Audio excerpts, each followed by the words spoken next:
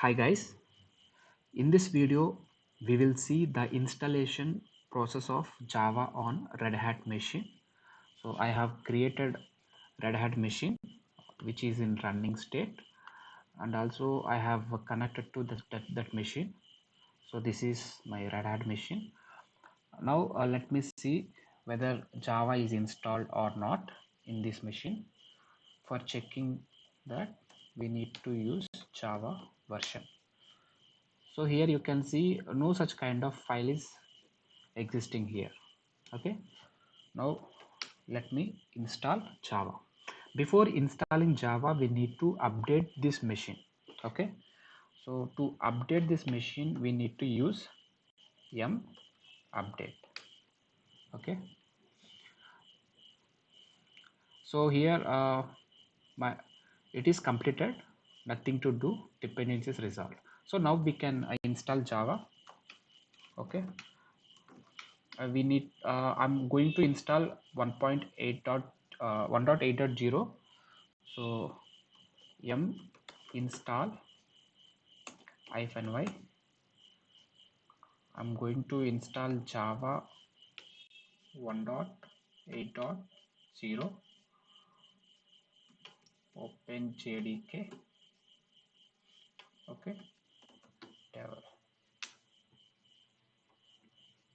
So it will install Java on my Red Hat machine. Okay,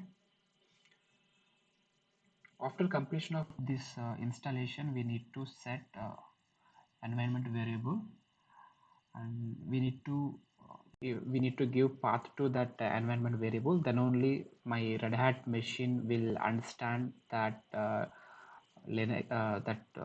Java. Otherwise it won't understand whether my Java is there or not. So we need to give path. Okay, so I have installed Java, and we want, after installation of Java, we need to check on which directory my Java will be there. We have to see the directory. Okay, the path of the Java, the root folder of Java. So generally Java will be stored in user. Okay, cd user lib jvm. So in this directory only my Java will be stored. See here, Java 1.8.0 openjdk. So my directory is this. Okay, now we need to give environment variable for this.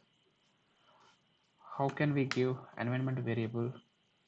Let me get out from this directory. Now let me see. Okay, I have, okay, sorry, just we want to see the hidden files also. Here you can see dot bash underscore profile. We need to get into this file underscore profile.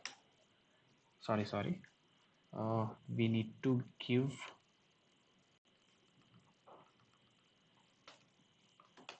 it is not a directory, it is a file. Here you can see it is not a directory. Okay, it is a file. So just open this file. Here you can see I have already given the environment variable. Okay, Java underscore home. If you don't have this environment variable, then you can set like this, Java underscore home, and give the path of Java file. Okay, this is my path of Java file. Okay, here we need to set up path also. Okay, so here you can give like this. Okay, dollar Java underscore home. Java underscore home is my environment variable, and slash bin. Why I have given slash bin? Generally all the commands, Java commands, all commands will be there in bin folder only. Okay, bin means binaries. There will be binaries every every java command. Okay, java commands will be there in binary folder. Okay, that's why we need to give bin here. Okay, now save this. Sorry.